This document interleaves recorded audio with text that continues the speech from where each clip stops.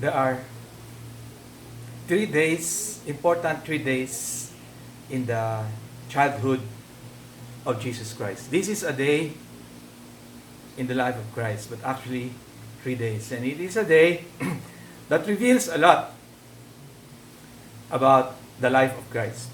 And also, about applying it to our lives too. It involves the seasons of our life, the seasons of joy, the seasons of sorrow, and the seasons of faith. This is an episode in Jesus' boyhood, and there are not very many stories in the gospel about his boyhood, and it is only Luke who recorded this one single story in his boyhood of the experience of Jesus being lost and found in the Father's house. I myself had this experience of losing my kids when they were children. Hannah, when she was 2 years old, and Paulo, when he was 3 years old. And it is an experience which I'm still processing and I'm not yet done. There is still a lot of process, and there is still no closure, for it goes on and on. There's a lot to learn. There is a season of joy. Jesus had a happy childhood. What has been your memories of happiness when you were children? Jesus had one memory of being happy when he was a boy, and that was when he was being taken by his parents to Jerusalem to attend the feasts. His parents were very devout Jews. The feasts, the festivals, are landmarks of faith in the Jewish faith. It is a record, it is a history of the miracles that God has done amidst His people. And so it is celebrated in these feasts. And as the festivals and the fiestas go, there is music, there is dancing. Yes, Jesus danced. There is feasting. Yes, Jesus attended. Eat all you can.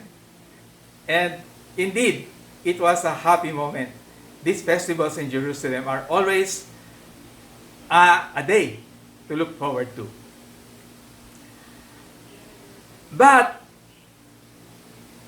even when there are joys in life, sometimes it is just the calm before the storm. And indeed, the storm came, and the season of joy turned into a season of sorrow for Mary.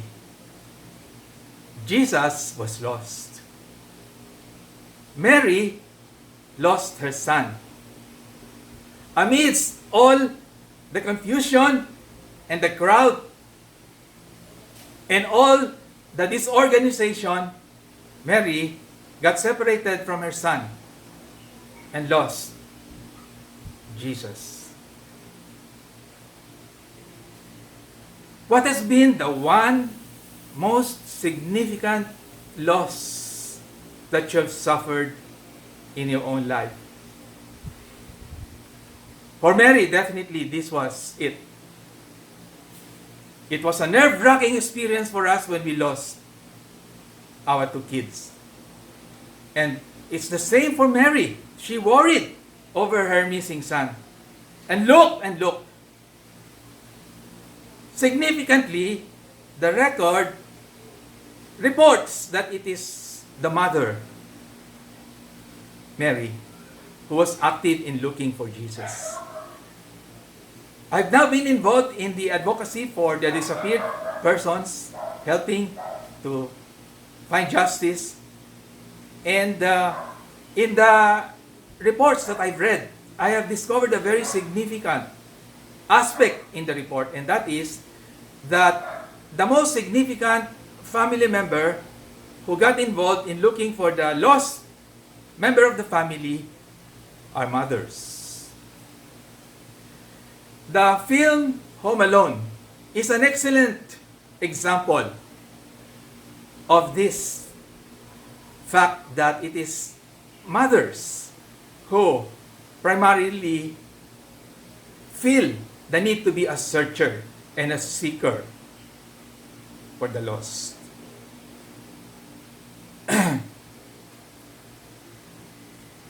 Children are very vulnerable to being lost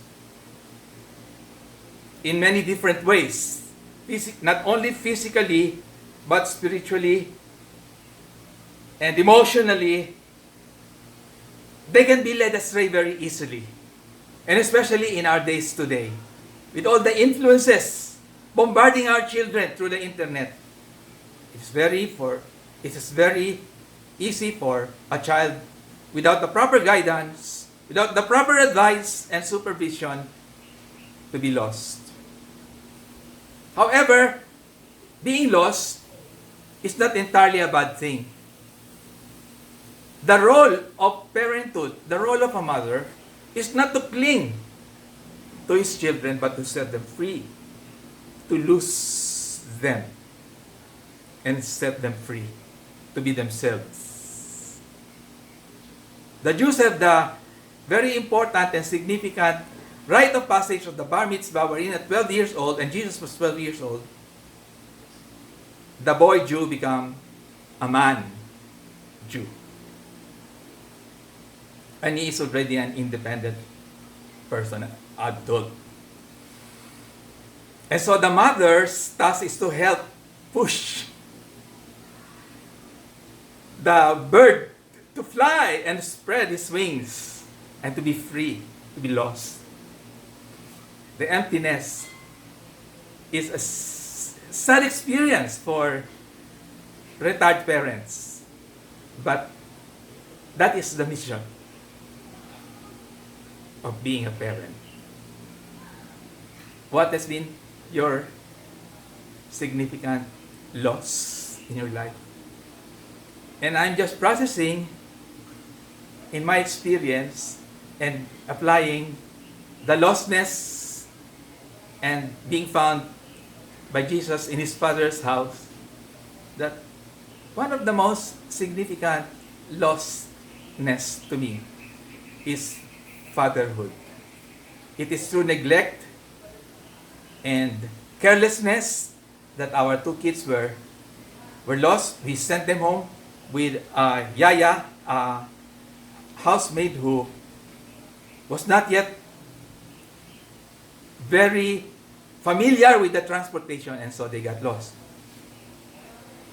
But deeper than that is the fatherhood, my role in the family.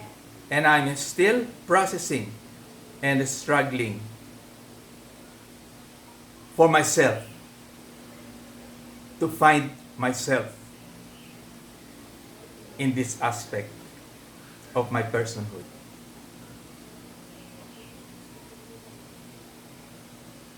There is also a third and final season of life: the joy, the sorrow, the season of faith. Or if you like, the thesis, the antithesis, and the synthesis. Or the conflict, the climax, and the denouement. These three stages in every story. And now this is the season of faith. The tragedy has actually turned for good. The bad day has become a good day. Fear turned to faith. And for Jesus, this is actually a very significant moment in his life. Surprisingly, he was found. He was not worried. He was in the midst of a Bible study. He was teaching at 12 years old among the teachers.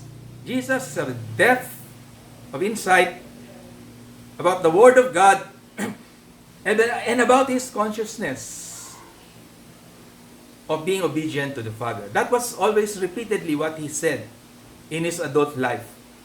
This is the gospel, that he came to fulfill the will of the Father. And that is most significantly what he said when he stated and answered Mary, I had to be in my Father's house. The lost are found in the Father's house. The Father lost the prodigal son, and he was waiting for his son to come back and welcome him in his house. The missing, the disappeared, have various experiences. There are those who, like my children, are miraculously found. The lost are found.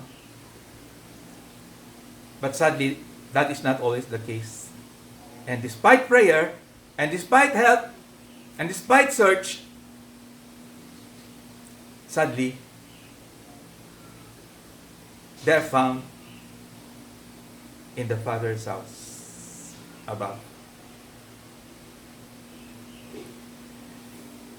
Jesus called God Father. That is a very important name of God. The Father is the lover. That is what Father means. Love. Relationship between Father and Son. That is what the word Father means. And Jesus had that intimate, loving relationship as Son to his Father. He obeyed the Father. He lived for the will of the Father. His mission was to do the will of the Father. That is his identity. When Jesus was born, he was, of course, born with a divine being. However, as a human, that awareness evolved little by little. And more, he became conscious of his true identity. He was a human being. He was a son of Mary. But now, he is the Son of God. He is the Son of the Father, a divine being. And that is something very significant. There are forces in the world that try to rob Jesus of this. The temptation in the desert is the supreme test, the temptation of Jesus. And that is to take away, if you are the Son of God, this identity. Everything that is precious, and especially the most precious, what is it that you've lost? Forces at work to separate us from that true identity. But it is that identity that defines who we are. Fear does not need to define faith. It is faith that defines fear. And that is how tragedy can turn to blessing. My two kids are now successful professionals. They are both doctors. They are married with children. Each of them have 2 kids. And we thank God for that miracle. We thank God for how He has worked and made this possible through prayer. They say that there are 3 questions in life that every person must prosper, must discover in order to arrive at his true identity, like Jesus, through joy to sorrow, faith. And the three questions are, where did I come from? Why am I here? And where am I going?